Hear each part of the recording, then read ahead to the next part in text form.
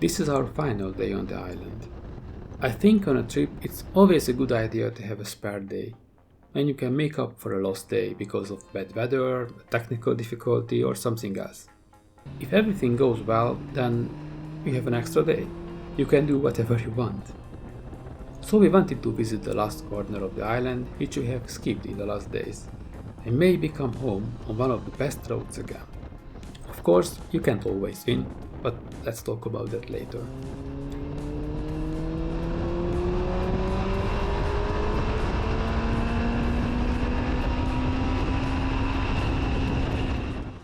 Maybe I was getting too comfortable on the transit roads, but it felt good to stretch out the muscles of the bike for a bit.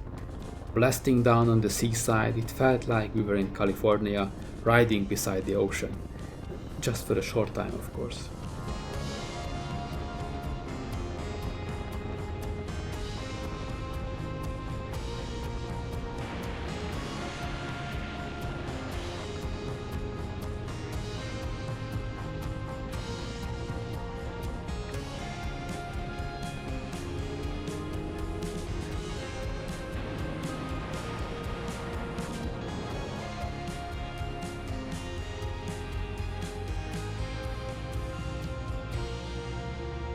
Lille was our first stop for the day.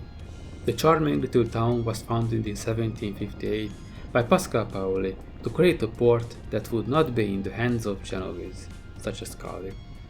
This fine gentleman keeps coming back every day to show how much he affected the island. As Italian was the administrative language of Corsica until 1848, the town was originally named Isola Rossa, from the eponymous reddish color of a rocky islet that served as a natural harbor.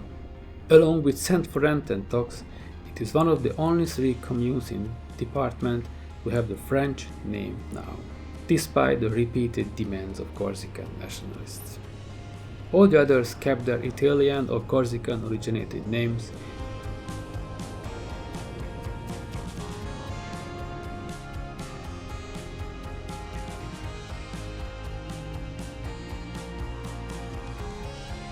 The end of the harbor was closed, so we couldn't stroll on the little island, check out the lighthouse and dip our toes in the sea. We had to turn back.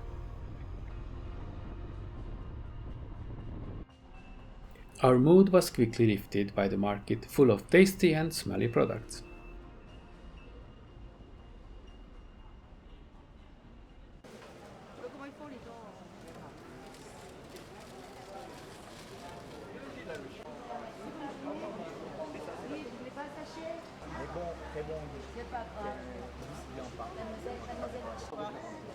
Allez, laquelle? Un peu tendre?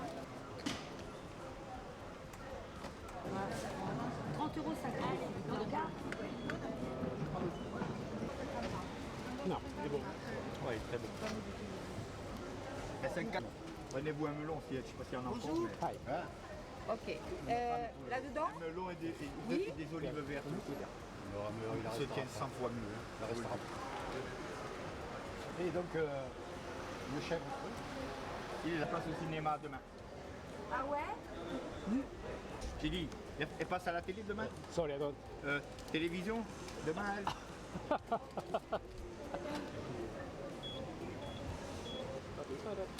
Only YouTube. Thank you.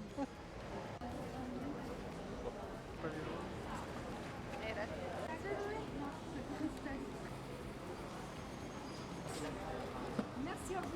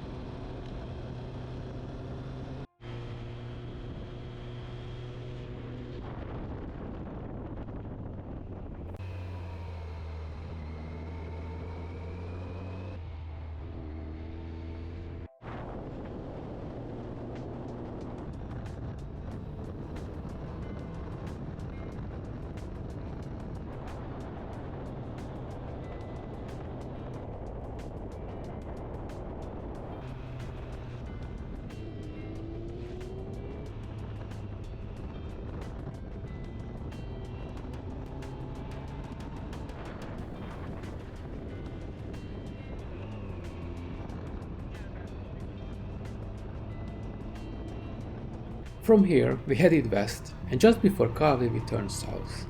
There's no road going by the shore, and maybe that's for the best.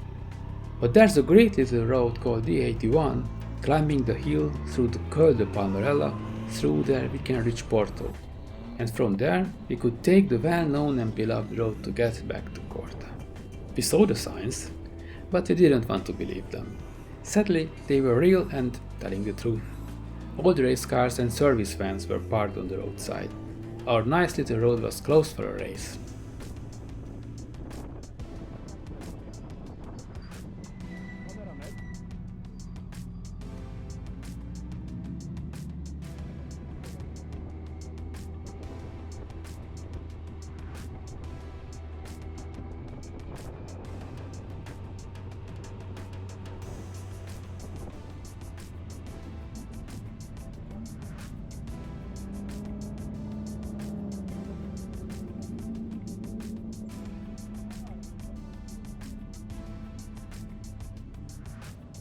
I've tried to reason with the organizers, but due to the lack of the common language and the safety reasons, they didn't let us join the show and help us get quickly to Porto.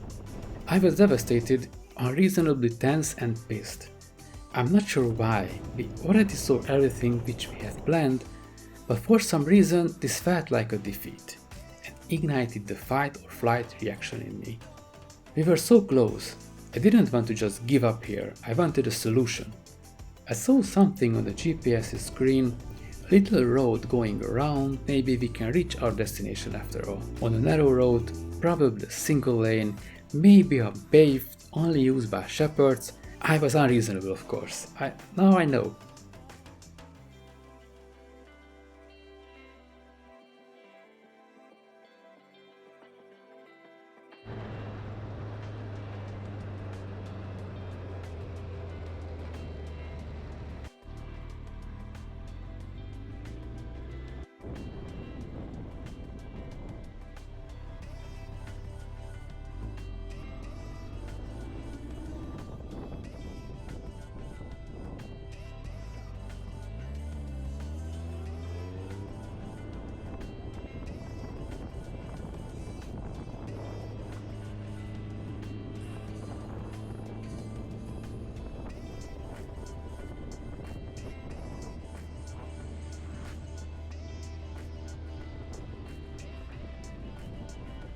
We tried and tried, but finally we had to turn around in the front yard of someone and we had to let it go.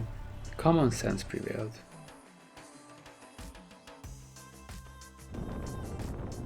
The road back was the same. I got back to my zen state due to some spirited riding, and we headed to the supermarket to stock up on chestnut paste.